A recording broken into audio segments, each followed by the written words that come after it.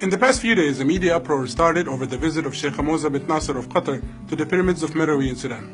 Egyptian media rushed to showcase their astonishment that another country could have pyramids. سمعنا إنه السودان فيها أهرامات. فأهرامات السودان جنب علبتين نستو كده. دي جبنا مثلثات. ومش أي حد يبقى عنده أهرامات، ده الأهرامات دي 7000 سنة. It's not much of their fault though, because this is the result of a massive misinformation campaign that has been going for decades to associate anything that has to do with pyramids or the pharaohs with modern-day Egypt. What these so-called journalists fail to admit though is that there are more of these cheese triangles in the small part of northern Sudan than there are in the whole of Egypt. 220 of them to be precise. You see, Meroe was the capital of the historic kingdom of Kush, and much like the Egyptian pharaohs, the Kushite kings and queens were buried in these tombs alongside their golden jewelry.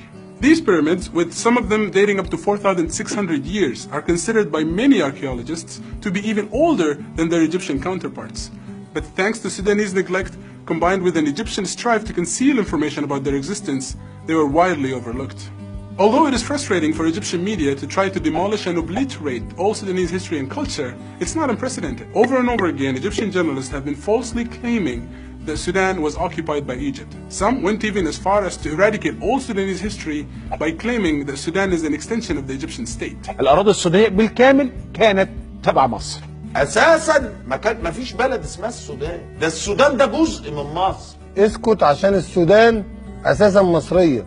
احنا اديناها لكم كده. Again, this couldn't be further from the truth. What they're actually referring to here is the time when both Sudan and Egypt were colonized by the British and administered from Cairo from 1899 to 1956 in what was known as the Anglo-Egyptian Sudan.